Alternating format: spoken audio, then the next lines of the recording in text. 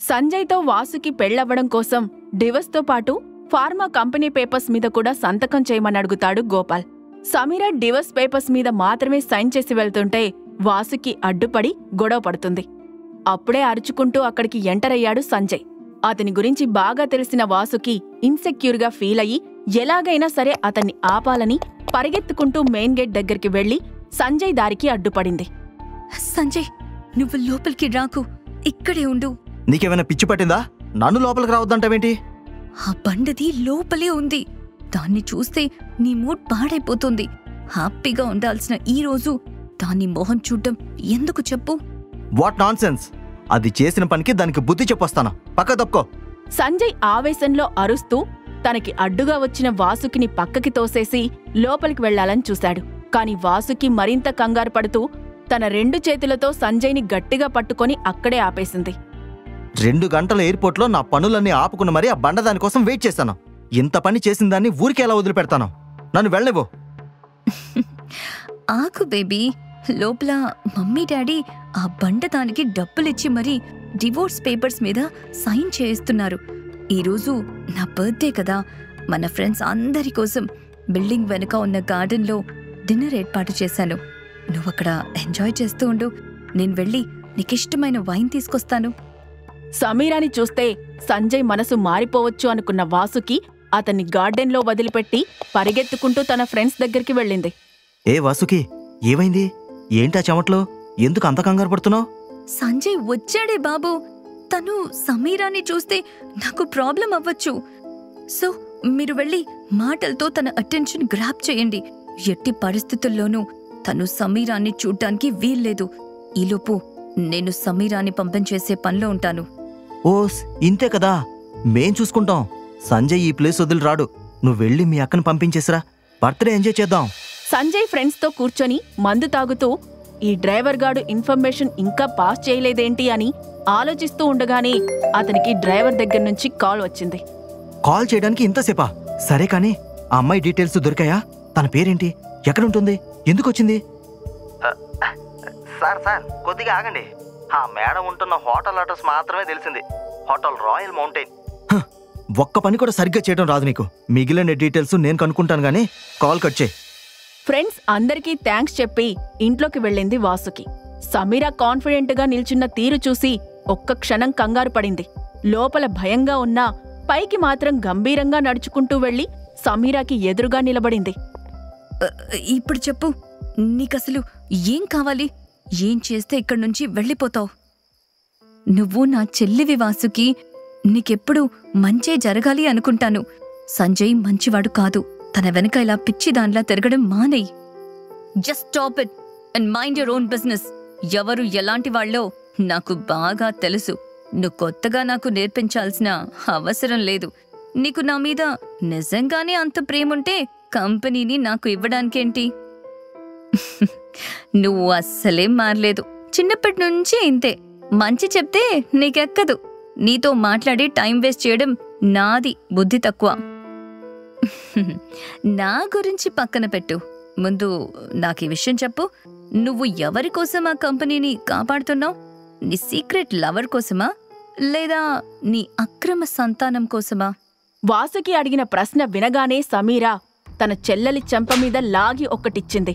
పార్టీలో loud music కన్నా సమీర కొట్టిన చంపదెబ్బే అందరికీ స్పష్టంగా వినిపించింది.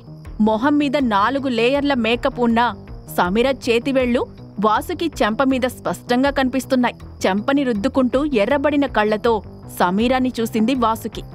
ఇంకొక్కసారి నా కూతుర్ని అక్రమ సంతానం అన్నావంటే నేనేం చేస్తానో నాకే తెలీదు. మాటలు జాగ్రత్తగా రాని.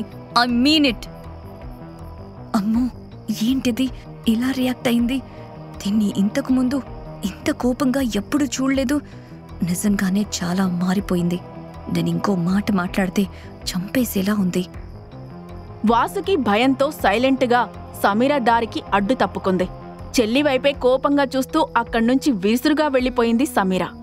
మెయిన్ గేట్ నుంచి బయటికి వెళ్లగానే బుక్ చేసిన టాక్సీ రావడంతో అది ఎక్కి కూర్చొని ఉబికి వస్తున్న కన్నీళ్లని ఆపుకొని సన్ గ్లాసెస్ తీసిపెట్టుకుంది. ఈ ప్రపంచంలో నాకు ఎలాంటి కష్టం వచ్చినా, నన్ను ఎవరు ఎన్ని మాటలన్నా నేను తట్టుకోగలను.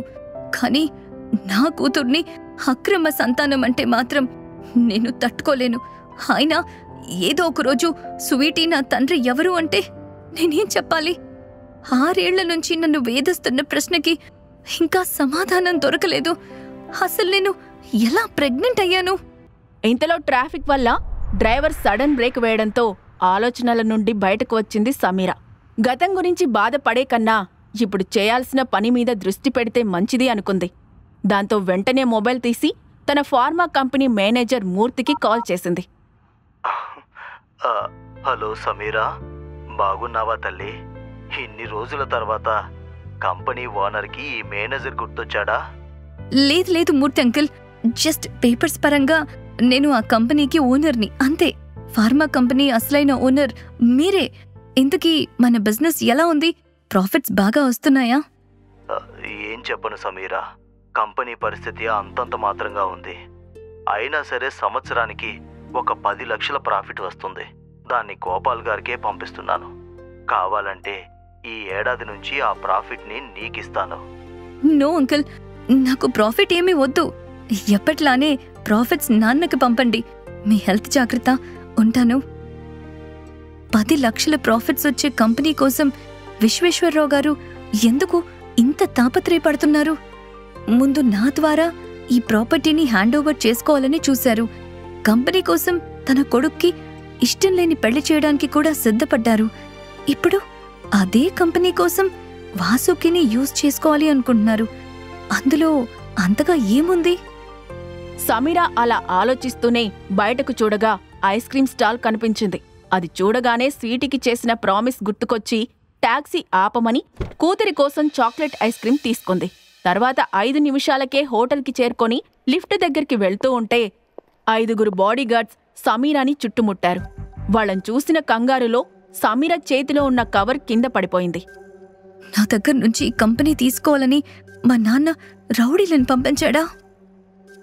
ఎవరు మీరంతా? ఎందుకిలా నా దారికి అడ్డుపడుతున్నారు? సారీ మేడం, మీ దగ్గర ఉన్న ఐటమ్స్ని మేము చెక్ చేయాలి. నా దగ్గరున్న ఐటమ్స్ని చెక్ చేస్తారా? అయినా వాటిని చెక్ చేస్తే మీకేమొస్తుంది? దారిలో కొన్న ఐస్ క్రీం, పర్స్ తప్ప నా దగ్గర ఇంకేమీ లేవు. బాడీగార్డ్ సైలెంట్గా కింద పడిన ఐస్ క్రీం బాక్స్ని తన చేతుల్లోకి తీసుకొని ఓపెన్ చేసి అందులోని ఐస్ క్రీం టేస్ట్ చేశాడు. అది చూసి సమీరాకి చాలా చిరాగ్గా అనిపించింది. తర్వాత బాడీగార్డ్ ఎవరికో కాల్ చేశాడు. Yes sir, positive. It is chocolate ice cream. మీ గెస్ కరెక్టే. ఈ ప్రశ్నలకు సమాధానం తెలియాలి అంటే రంగీలాలోని నెక్స్ట్ ఎపిసోడ్స్ వినాల్సిందే.